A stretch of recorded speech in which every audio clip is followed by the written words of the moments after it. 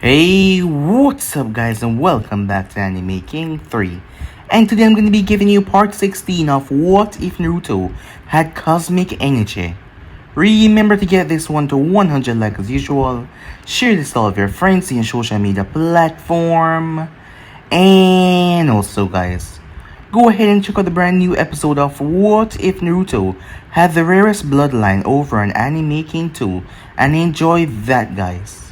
And over Anime King, I posted a brand new episode of What If Naruto failed his Genin test and was given intense training, so go ahead and enjoy it as well. And if you're new, yes, you heard that correctly, I have 3 channels, Anime King 2, and Anime King 3. I post what if on them every single day for you guys to enjoy, so go ahead and click that red subscribe button and become a part of the Anime King family. And thank you for all of your help and support. Remember to comment down below and tell me if you're new, I'll be replying talking back to all of you. So yeah, without further ado, what do you say we begin this new episode? Start the intro.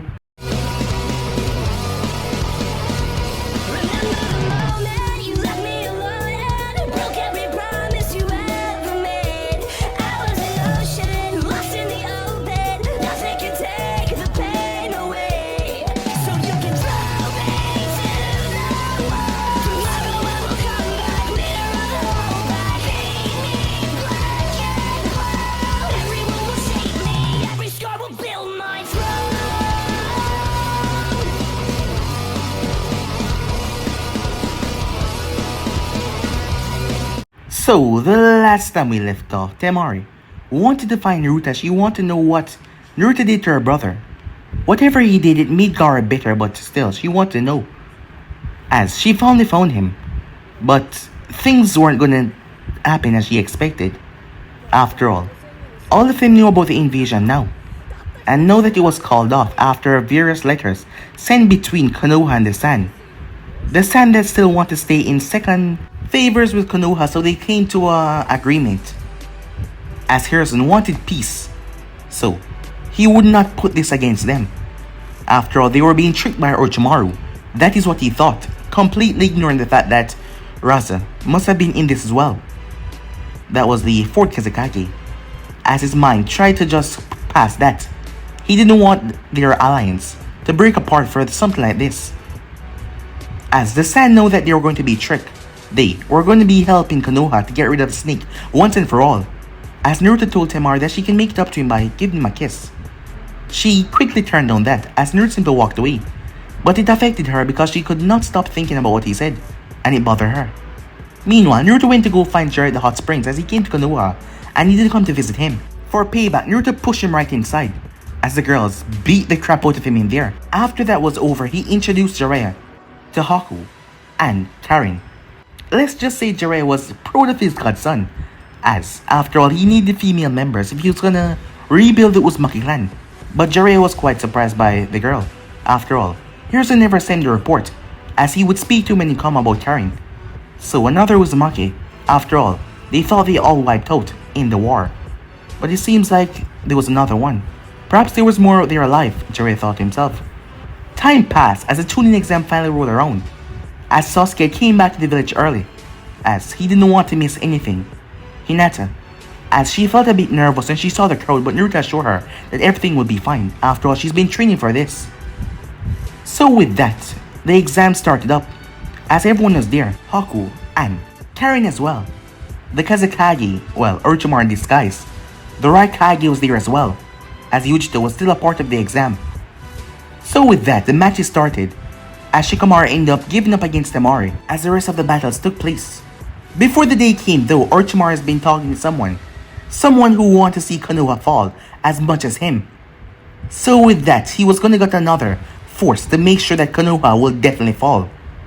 And 2 Jinchurikis were making their way to the village, orders from their Kage, as Sasuke made his way down there to face off against Rock Lee. So yeah guys, so basically that's what I thought. You guys can switch across the place and check it out for yourself. So what do you say we begin this new episode? Everyone is on the edge of their seat, witnessing the battle that has been better than all the other ones so far. Hinata battle was great with Neji, but this battle was on a different level. The speed. Yes, it was quite surprising. Both boys were incredibly fast. Sasuke had already been fast, But he was not at Lee's level. But in the month where he pushed himself to the point where he could barely walk after he finished training, Sasuke had cranked it up. That is why the battle was chaotic down there. Both boys were moving in blurs. Lee had already removed his weights. The beginning of the fight showed no progress being gained by either of them. Their speed outpaced one another. So Lee cranked it up a notch, and Sasuke kicked up as well, showing that he was holding back. Everyone was trembling with the excitement as the battle was on a different level.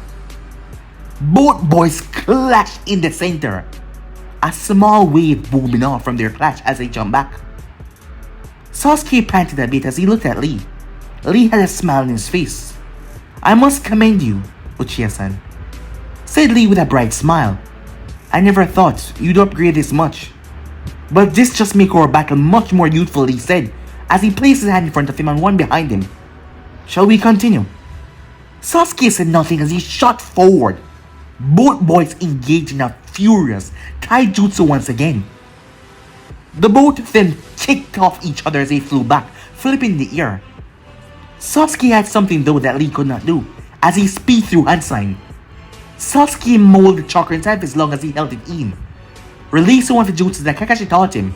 As he released it, a dragon made from pure fire spewed out of his mouth. It flew up in the sky and curled up in a ball before exploding. The fireballs then came raining down towards Lee, who sidestepped and dodged as the ground was blown apart. Scorch marks everywhere. Trees were being burned. Meanwhile, up in the stands, "When will Naruto-sama fight?" asked Rimuru, as he was currently sitting on Karin's shoulder. "Soon," she said, as she looked towards the small mouse. At first, she found it weird and strange, especially when Naruto told her that he could do things that, well, shocked her mind. Especially when he told her he created Rimuru, and she must keep that secret because the Hokage told him to not meddle with that kind of ability because last time it didn't work out so well. She felt honored. She felt like she was even closer to the clan, as he trusted her with that kind of secret, despite he could get in a bit of trouble with the Hokage. It just goes to show how much trust he had in her, and it made her so happy to know that. As Rimuru looked down, before turning his head towards Haku, who was focused on the fight. From what he knew, Haku was reliant on her speed, so this must be a challenge set for her, or perhaps she was faster, he did not know. As he turned his head back down there to the fight. Meanwhile, Konoha was having their shooting exams. There was a small toad at the edge of the forest of Hainokone. The toad was just there relaxing in a small pond, flapping on his back. Before he came to a pause, when he saw two ninjas flash over his head, moving with incredible speed. His eyes then narrowed towards where they came from, as he then slammed his hands together, channeling his chakra. Meanwhile, Jiraiya was standing on top of the roof, watching the fight going on downstairs. He had to say, these procs of new tunings were incredible, as given one for taijutsu alone, the Lee boy is showing incredible endurance. Even though Sasuke had his Sharingan activated and ninjutsu, Lee was still moving past all of that to show that taijutsu was quite impressive as well. After all, ninjutsu didn't do everything. It was then that Jiraiya felt something, as he looked down towards his arm where a small seal started to burn. Already, he cursed. He looked towards the Hokage's boot before going through hand sign himself, as he placed a hand on his chest where a small seal activated. At the borders of the village, roaming around, the head captain of the envoy came to a sudden pause. After all, they were all informed. He raised his hand.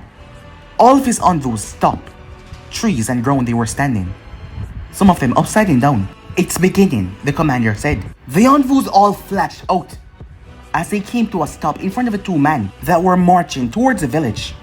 The two men came to a stop, seemed completely uncaring that the envoys were there. But it wasn't just the envoys alone. There was a large variety of ninjas that came from the bushes around. Hiruzen was going to stop this invasion before it polluted Konoha. That is why he speared his ninjas outside, that were joined by the sand ninjas as well. But this wasn't what they were expecting. The San was told that the sound ninjas would be coming. The whole lot of them. Some of them would be planted in the audience. Yes, some of them would act as normal civilian. They got that. It would be hard to root out those ones. But Hiruzen had already told all of his shinobis to be ready. So the weird thing was, when the two shinobis arrived, it confused all of the ninjas there. Baki, who was one of the Jonin, stood there. Before he narrowed his eyes at the man, the two men across from him. It was then that he noticed their headband. One of them was clad in a red armor, his face covered, his lower half. His eyes were the only thing that could be seen. The other one beside him had a red beard. The both of them were dressed in armor. As the one in the red beard, he had a purple suit with a grey armor going down. Baki narrowed his eyes as the commander whispered, Jinjulikis. It was Han and Roshi from the Hidden Stone. As Han released a sigh, steam bellowed from the man. This is it. Once we do this, we won't be called for any other damn missions, Han said. Roshi looked towards him. You heard the old man. Let's do this. Without a second doubt, both of them split apart. Before an explosion went off. Back at the village was hit by the explosion. The rushing wind came in. Everyone turned their head. The Raikage moved out of his seat as he came down towards the Kazekage. Boom! The entire place was destroyed. Hiruzen had informed the man. The man had been kind enough to keep Naruto's secret as a Jinjulki to himself. After all, information like that was very valuable, but he kept it to himself. And the Raikage hated Orochimaru. Orochimaru was the one that tampered with the previous ATL host. Ever since A knew about this, he wanted to get revenge on the man. But he couldn't get his hands on him. He has been itching to slam his face in ever since he was told by Hiruzen, but he had to keep his composure, but no more. Orochimaru was lucky enough to get away, slipping out under the man's grasp. He ducked as a sword passed over his head from the ruin. Smoke bombs were thrown on the ground as the entire place was encompassed in smoke. As Radio jumped in front of the Hokage, blocking several shurikens. Hiruzen and Raikage broke out of the box as they landed on the roof nearby. Sasuke came to a stop with Lee as the both of them looked up confused. The ninjas that were disguised quickly got up. The Sound ninjas. They were given their orders. The San and Konoha was their enemy. Orochimaru was a smart man after all. San then quickly pulled up as it rushed towards the civilians and covered them. They started to panic, but they realized it wasn't harming them. It was protecting them. Kakashi looked over towards Gaara, who nodded at him, as that was a big help. Well, it seems everything is going well so far, said Yujito as she looked towards Naruto. Yeah, let's just hope it stayed that he couldn't get to finish that sentence when he heard a primal roar. As Naruto quickly came out of the booth and looked outside. Tilting his head, he saw two massive beasts. Meanwhile, Rimuru jumped off Karin's shoulder.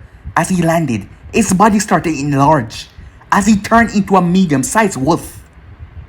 Naruto-sama gave me the order to protect the both of you. Stay behind me, he said. As Haku smiled at that, despite everything, he always found a way to make sure that you were safe. As she unsealed her needles. You don't have to worry about me, Rimuru. I can handle myself. Hey, what about me? Karin said. As Rimuru looked towards her. Do not worry, Karin-sama, he said. I will protect you. Well, thanks, she said. As he looked around, as three Sound ninjas came forward, as his tail extended and wrapped them up before smashing them into the ground. The Sand ninjas then came out of their disguise as well, as they started to fight off the approaching enemy. They thought they would be shocked, but they were not. The Sound ninjas retaliate with much force as the Konoha ninjas started to clash back. Sasuke was in the ring as he saw several ninjas drop down. They looked at him. You must come with us, one of them said. I don't know who the hell you are, said Sasuke. I'm sorry, but you don't have a say. One of them moved forward only to be knocked away by a vicious hook from Lee. It seems that the village is being invaded, Lee said as he looked around. We must take part in this battle. It seems like our battle must be held off until This is over, he said. Meanwhile, Harrison stood on the roof, his eyes wide. He never expected this at all. Two massive bijus. The Raikage looked towards him. What is this, Hokage Dano? I thought you said it was only the hidden stone. The hidden stone is taking part as well. Chuckling could be heard as Orochimaru glanced over towards them. Ah, Harrison. You thought that you have won. Just because you found out the first part of my plan. You should know that I always have a second plan in the works. It seems you didn't count on me being smart enough to know that you're called the professor for a reason. As Harrison clenched his fist, "Damn you, Orochimaru," he said, as he pulled off his coat, showing that he was already in his battle armor. Raikage Dano, can I count on your aid in this? Harrison asked. The Raikage was silent. Do you really want to do that? Orochimaru said. I mean, you have nothing with the hidden leaf. A mere sensible talk. But, as you can see, the stone and the hidden stone is going up against it. Do you really want to get your village involved? As Orochimaru spoke, the two massive beasts started to charge towards the village. Jiraiya stood there as he had his hands together. If he was going to stop this thing, he had to go all out, as he was summoning Ma and Pa. It was then that the two beasts stopped as they started to held their head to the sky. Meanwhile, Killer Bee knocked away a few Stone Shinobis that came to attack him. He couldn't even transform here, as he would squash all the Konoha ninjas and end up destroying part of the stadium. Everyone then felt it as they looked across. The two beasts started to gather massive amount of energy. The Raikage instantly realized what they were. Biju Bomb. He was in the village. This is an attack on me as well, he said. I am in the village. Orochimaru snarled at that. This is exactly what he didn't wanted. He thought the man would turn his back on Konoha, but yet here he was. But it did not matter. Four figures then leaped onto the roof as they quickly went through Unsign, creating a massive purple barrier. They encircled themselves in a barrier as well.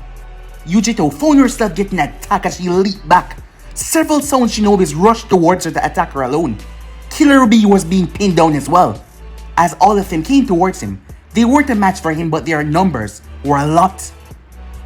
They would risk their life for the hidden sound. Well, they have to. Orochimaru would kill them if they did not.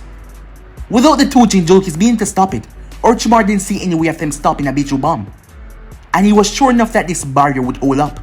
Yes, it would. As he can watch as Konoha burn. B! The Raikage shouted, Yo big bro, I'm kind of swamped. They're trying to break my flow. Jiraiya's hands started to glow. Just a bit more time. But he didn't have more time as they fired the Biju bombs. The things tore through the forest. Jiraiya saw someone landing beside him. I can stop this, said Naruto. That was the only thing he said before he blasted off. The momentum of his blast throwing Jiraiya back. Jiraiya started to fall off the building, his hands still slapped together as he flipped and landed. Naruto, he shouted. But Naruto did not stop as he shot forward. He was going to divert the both of them, using his force field to block them. Yujito, Haku, Karin, Samui, Hinata, Karu, all of them saw Naruto leaping directly towards the bomb. One single thought rushed in their head what the hell he was doing. The civilians were all being carried away by Gaara-san to a safe place, but he paused for the momentum, as he would have to transform for them to block that Biju bomb. But if he did around here, many people would die. As Naruto did not stop, as he just kept on rocketing straight towards the two dead balls, he heard Jiraiya cried out his name. Kid, you know we have a deal, right? Said Kurama. Don't worry, said Naruto. I can stop this. Well, it doesn't matter to me. You live, I get to be free. After a while.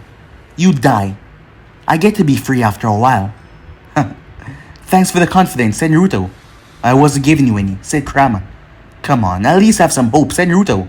I've done incredible things before. Why can't I be able to stop this, he said. As he reached and brought his hand up, both bombs crashed into a massive, unseen wall. The wall started to gain life as it turned purple. Master Rimuru shouted as the wall of force started to crack as Naruto started to strain under the pressure. It was then that the four-tailed monkey slammed his hand on the ground as lava burst behind Naruto. Naruto felt this searing heat as it burned at his flesh. The loss of momentum caused him to drop his force field as the two bombs imploded right into him. Boom! The explosion going off right here and then. A bright, blinding light seemed to swallow the entire forest. Everything was swallowed away. Ninjas started quickly making their way towards Konoha from the hidden zone, troops after troops marching. The remaining hidden zone ninjas with them as well, as leading that charge was none other than Tishikage himself. After seeing the chaos as he marched, flew straight towards the village, reaching before they arrived. Everything was in shambles. The outer wall of the village had been obliterated by force. The backlash from the two techniques going off. Oniki was confused. Whoever that was able to stop the balls and let them implode right there, as he thought they would have just kept on going straight towards Konoha. It would have more casualties. Oniki didn't really give a damn about Orochimaru or not. The only thing that he wanted was Konoha to fall. And if they were able to conquer Konoha and in the process wipe out the two Jinchurikis that belonged to the Cloud Village, then no one will be able to stand in his stone way. They will have their Jinchurikis. And not to mention, if the two Jinchurikis survive and weaken, they could take them and seal them into hosts of the Hidden Stone. Yes, they could take the Kumo Jinchurikis. So that is why he never feared the wrath of the Raikage. The stone had suffered for a long time now. After losing to Minato Namikaze in the Third Great Shinobi War, it was time that they retake all that they lost. It was time they went to the top instead of Konoha or Kumo. To make matters worse, Orochimaru told him that it seems like Konoha and Kumo would sign an alliance. After all, they were acting rather friendly, with even the Raikage coming towards the Chunin exams.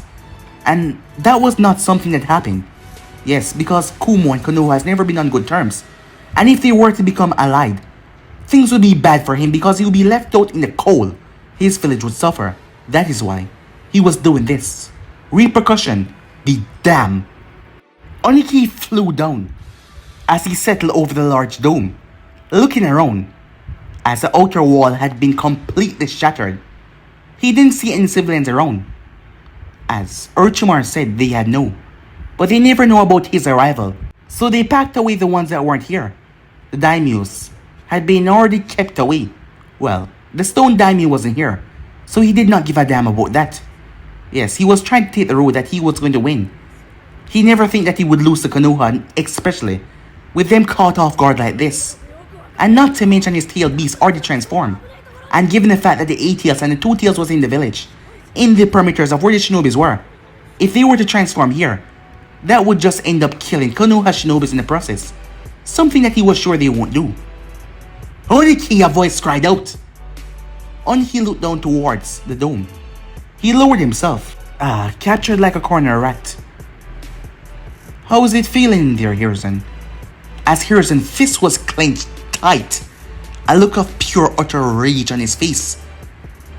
As he saw Naruto went towards those Biju bombs to stop them, and they imploded right on him. He was sure, an explosion in that close vicinity, no one would survive. The army of stone ninjas were marching towards the village, along with the stone ninjas, with the two Bijus marching as well, making their way.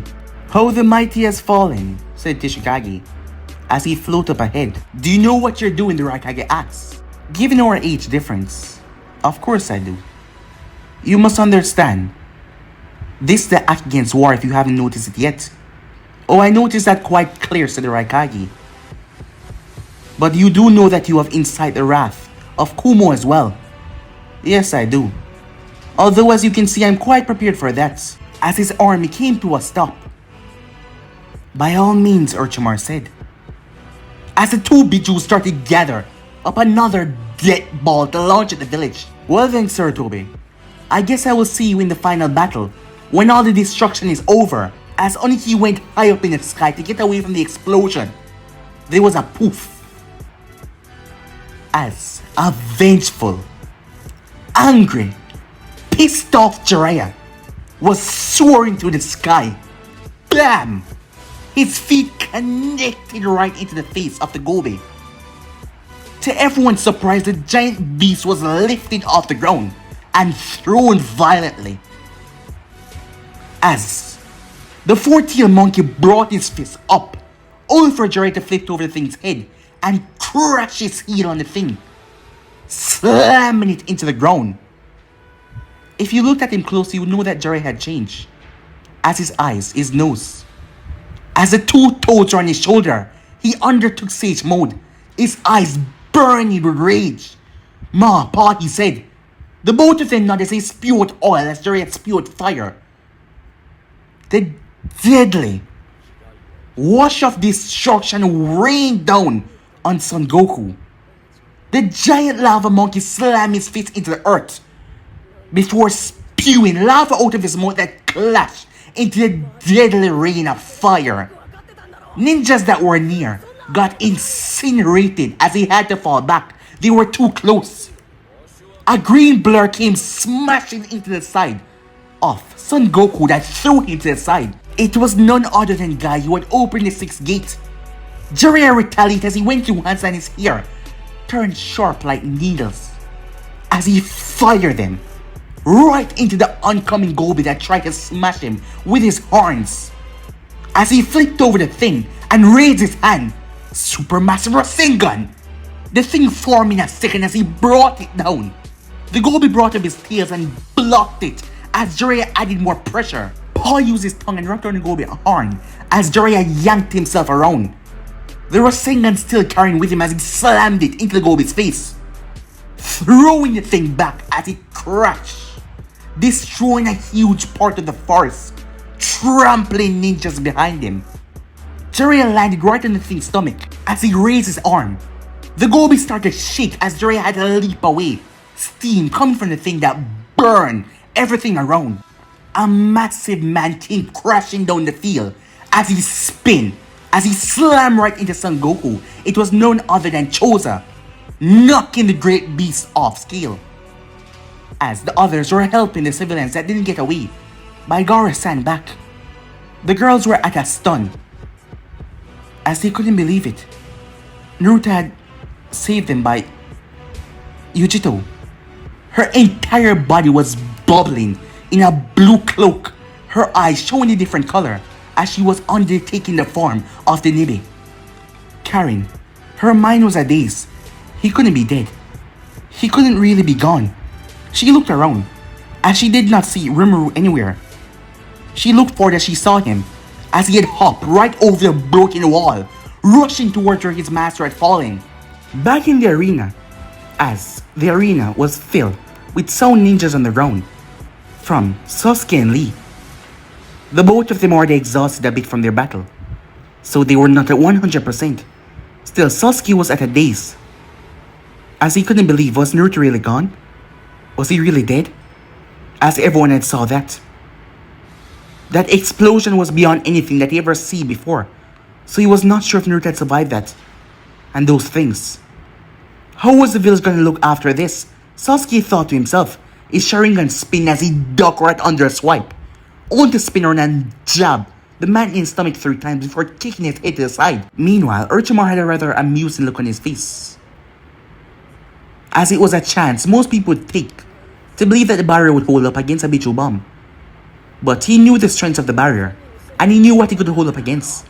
That is why he told Oniki to do his worst. But seeing that the battle weren't turning in their favor at the moment, all the Sound and Stone ninjas started to pour into the village, making their way around. If they couldn't conquer it with the 2 Bichus, they would do it by using their ninjas. After all the Stone ninjas want to see Konoha burn from what Minato did to them in the 3rd Great Shinobi War. That is why the chaos was large, ninjutsu after ninjutsu. The Konoha ninjas were fighting back though, throwing everything they got. Hinata and Hanabi, as Hinata was leading her little sister away. Hinata was still injured from the fight with Neji. She had came because she wanted to see Naruto fight. Her mind was unable to accept that he was gone. She couldn't accept it. Her father landed behind her as he delivered several strikes to Shinobis, knocking him away from his 2 daughters, as he quickly lead them away to bring them to a safe confine. before coming back out to the battle himself. Kumo was not really a friend to the Hyugas, but they weren't the enemy. The stone and the sound shinobis were. Oniki came back into the village. He did not intervene in the fight, he just watched the chaos unfold below him. He figured that the two Jinjulkis, Han and Roshi, they could handle themselves. It will take a while. After all, that was Jiraiya, the famous Toad Sage, but it did not matter. Suddenly, the place started to shake a bit, as everyone that was fighting wasn't really paying attention because of the war and all.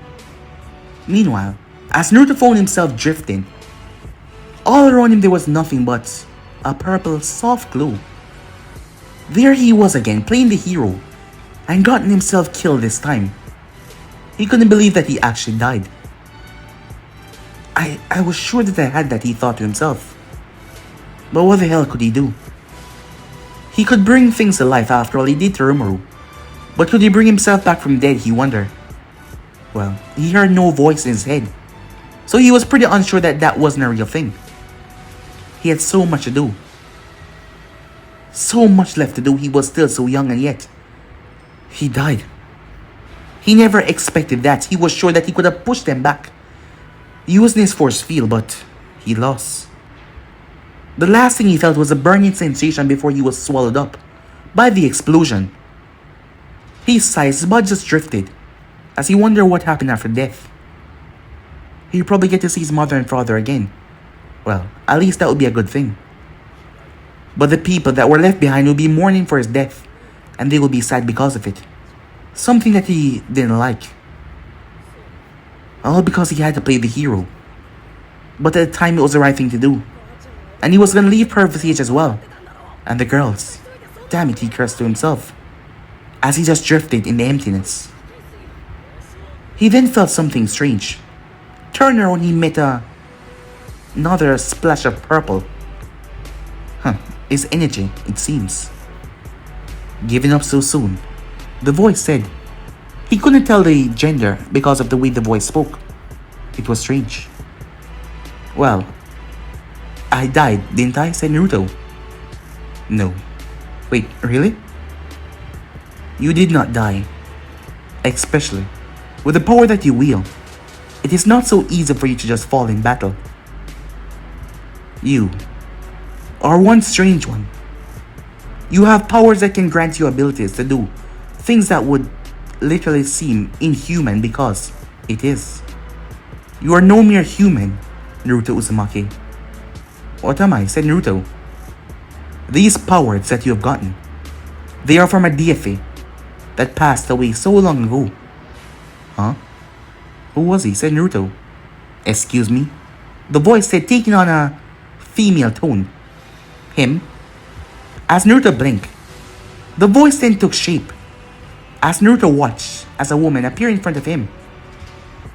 Long, flowing purple ears. Beautiful, silver eyes that just seemed to sparkle. Her nails were painted in purple. She was wearing a long purple dress. Purple must be her real favorite color. Purple lipstick. As Naruto looked at her, yes, this would suit me well, she said as she looked at herself. Who are you? Well, considering that you're using my power, I guess I should ask you, who are you? She laughed. A sound that just sounded pleasant. I'm just kidding, I already know who you are, Naruto Uzumaki. As she cleared her throat. You may call me Goddess Athena, she said. Goddess Athena? Yes. Now as for who I am Goddess Athena. Well, I already said that, she said. This power that you're using, cosmic energy, it's actually my power. You see, Uzumaki, I'm a being of celestial that is able to use cosmic energy. We were gods. People worship us back in the old days. But in the newer days, they stopped. Wait, you're from the elemental nation? No. Far, far, far, far away from this place. Our worship was our blessing. It gave us strength beyond our wildest imagination. When a god is lost to the people, when a god is not getting worshipping, they lose most of their power. They even lose piece of themselves. And we can get old. Yes, really it's stupid, but that is how it worked. Ever since I was younger, that is how it always worked. So you got old, said Naruto. Well, I've been living for millennia.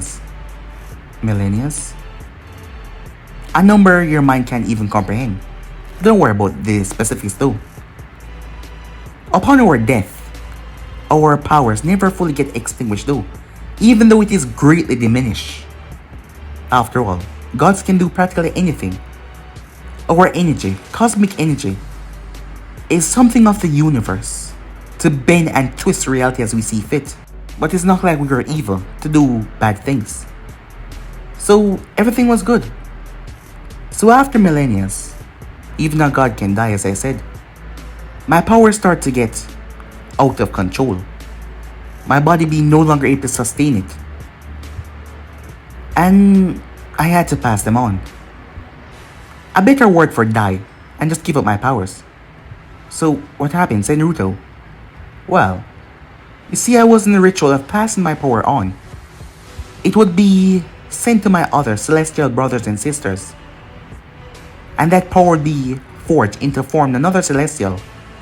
But then this strange wormhole opened, and I was sucked away. My ability, that is. My actual body did die. And yeah, now I'm here, she said. Wait. So I have a god's power, said Naruto. She blinked. Do you understand what I'm saying? She asked. Yeah. So why did you ask me that stupid question? Sorry about that, it's just that this is a lot. Yeah, I suppose it will be. But still, you're one kind-hearted person. Like for instance, you just jump into the blast to save the people that you care about. Quite a good sacrifice. Wait, you said I didn't die. Oh, yes, you're fine. As I said, you've inherited the power of cosmic.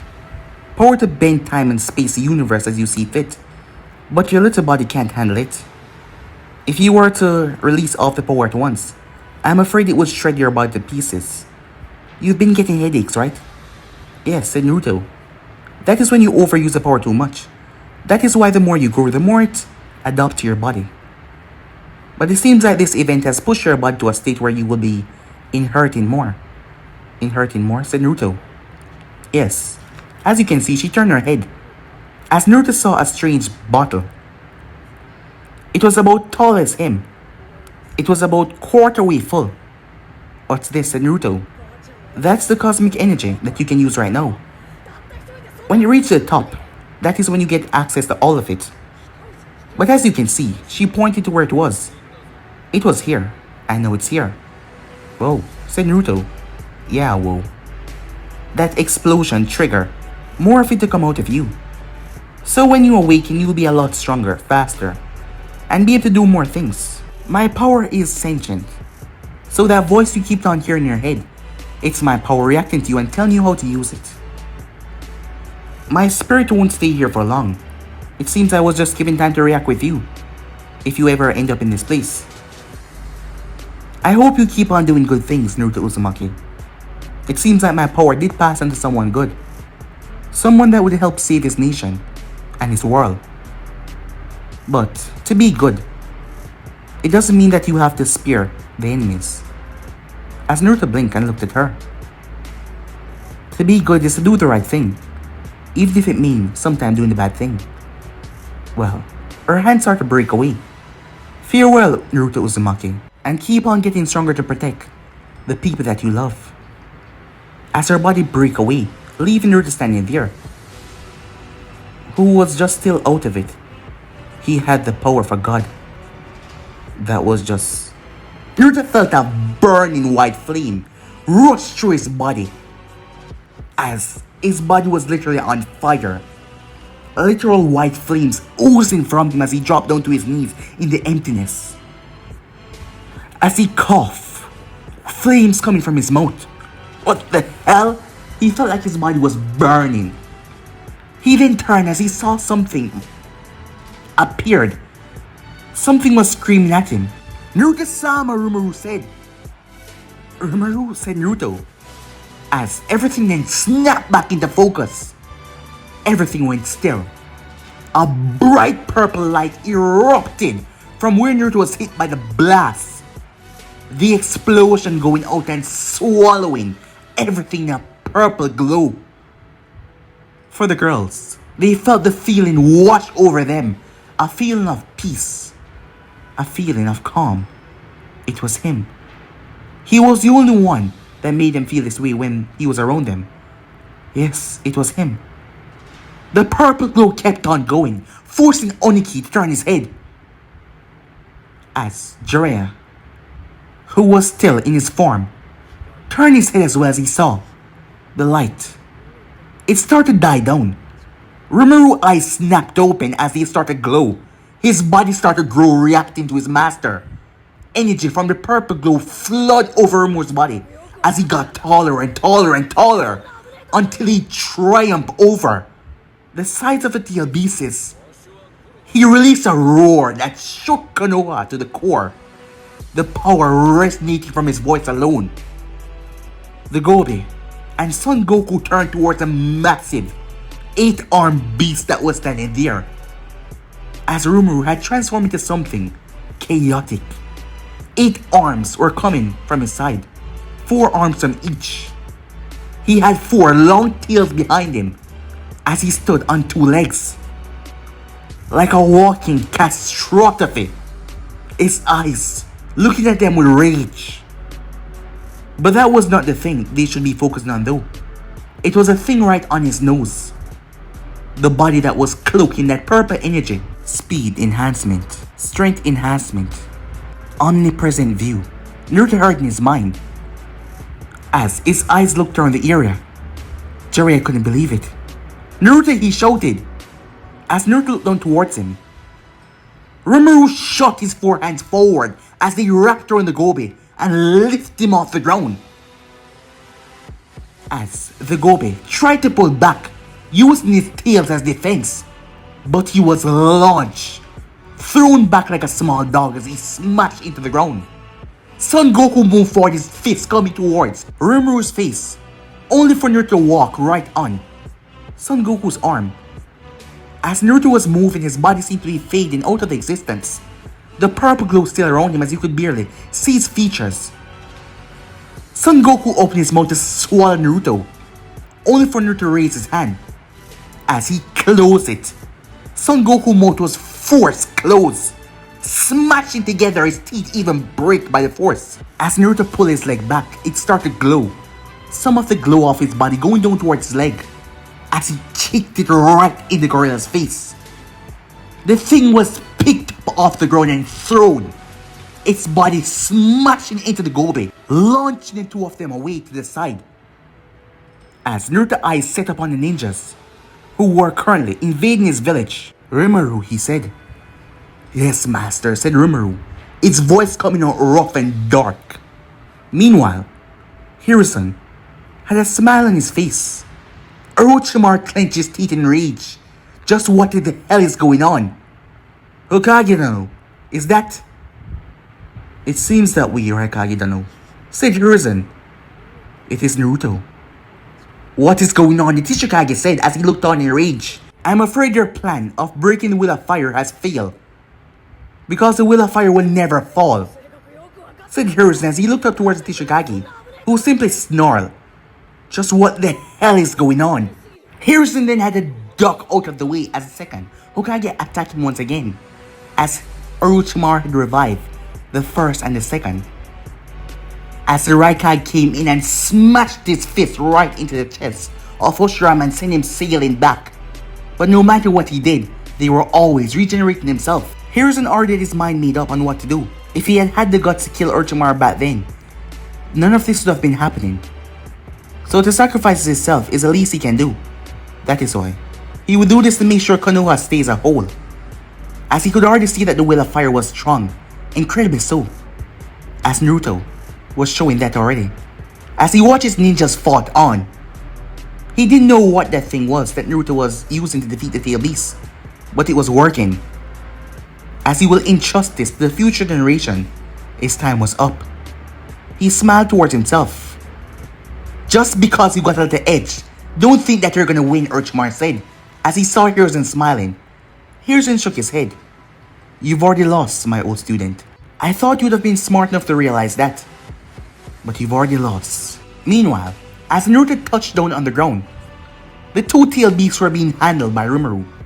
As Naruto looked towards his hand, he can see that he was powering Rimuru's new transformation, as he could feel the energy sapping away from him, but it was barely even causing him any effect.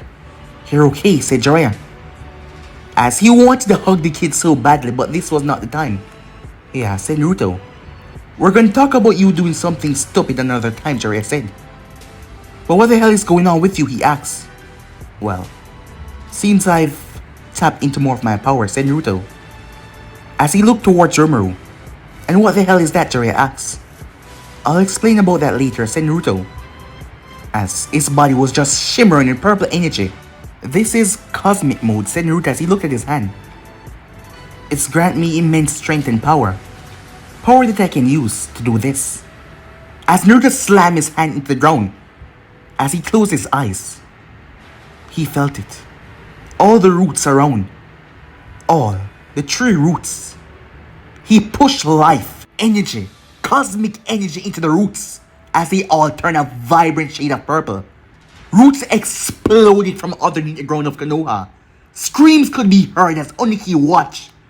A large root then came towards him as he shifted out of the way. This was not how he expected this to go at all, as his ninjas were grabbed and tightly restrained before they were yanked through the ground, some of their heads slamming on the ground hard, as everyone thought that Hoshirama had somehow came alive as they watched the roots pull and yank all of them away, their bodies being yanked away out of the village. Screams of the sound and stone ninjas could be heard as they were pulled, not even one of them. As Hayashi looked forward, he narrowed his eyes straight out towards the field where he saw Naruto? Yes, it was Naruto. The Hyugas that were there looked forward as well, their Byakugan seeing the boy out there. Kakashi stood on the broken wall as he wondered what the hell was going on with Naruto, and how was he doing this, and when the hell did he gain the Mokiton? Meanwhile, Rimuru had wrapped up the two Jinchurikis tight, their habitual form being restrained. It was then Naruto felt something go off in his head, seeing that he was connected to Rimuru. The next moment he blinked, he was... what the hell? As Naruto looked up in front of him, the two-tailed beasts were chained up. Where am I? He said. Seems you reached us. Something we thought impossible, said Son Goku. Wait, what's going on? Human, get out of my head. As Naruto jumped off the fox's head. Whoa, you're here as well, he said. As the fox simply grumbled. Thought you were gonna die. Were you worried? Said Naruto. I was actually hoping for it so I could get free. As Naruto's eye twitched at that. So what do you want? Said Naruto. We're not the ones destroying your village. What? We are being restrained by our users. They don't even want to do this either. But they have learned how to contain our power. Pathetic, said Kurama. The both of them chose to ignore him. After all, him being angry was a bad thing. And unlike humans, they were eternal. So having that angry, Kurama after them wouldn't be good for them at all. So they just focus on the boy. Whatever power you seem to hold, you have the ability to sustain our power and even pull on it. We can feel it because of these roots. We want you to remove us from our previous hosts. We shall make a deal we won't ever attack Konoha. Set us free, and we will leave this place immediately. And how can I trust you? Said Naruto. You can't. But we give you our word. We won't attack Konoha. All we ask is that you set us free. But by doing so, they would die. Roshi and Han has gone through a lot. Trust me, it would be better if they died right now. Because once this is over, what do you think the Tsuchikage will do to them? Seeing that they fail so miserably, the punishment will be much worse. I assure you. Just don't forget your deal with me, said Kurama. Once you find a way to get me out of here, I am gone too. But I can't just do that yet, said Naruto. After all, don't want to die. Kurama simply grumbled. Alright, fine. I'll do it, said Naruto. The both of them nodded. Then we have a deal. As Naruto opened his eyes, he felt the roots as it went and yanked both of the Bijus down. They tried to flash around Roshi and Han, still in control as they were being beaten badly, but the power started to be pulled out of them. Roshi and Han was confused as Han awoke in his mindscape. Horse, what the hell is going on? This is where we part ways. I have to say, it wasn't fun. As everything went wide for him, the same happened for Roshi. The two-man body dropped to the ground. Naruto couldn't believe it worked. He guessed when Goddess Athena said that he could do anything, she was right, as he used the root to yank them out of their previous hosts and take them away. And here they were, but the guys were dead. Athena's words then came to his mind. Doing things that seem bad to protect your loved ones is not that bad. As Naruto cried out, Rimuru, stop! Rimuru paused instantly as he looked towards his master. As he started to shrink back down. As he made his way into his small wolf form. After all, not even he had any idea what he just turned into. He just wanted the arms so he could restrain them. What happened, master? I made a deal with them. What the hell are you talking about, Jiraiya asked. So we have a deal, right? Said Naruto. Yes, we do. We will go our separate ways, said Son Goku. As the Gobi nodded, the two of them scampered off out of a land of fire. They were just off. He didn't know where they were going, but he hoped it would be far away from here. And he hoped they can stay free. It seems they didn't like to be stuck in cages after all. As he started to think about the Kyuubi, he must be feeling the same way. As his feelings rubbed off on the fox, he could feel what Naruto was feeling. The Kyuubi raised an eyebrow. Human, so worried about his fate. This was a first, he thought to himself. What did you do, Naruto? Jiraiya asked. I guess I set them free, said Naruto as he started to waver on his feet. What's going on, Jiraiya said.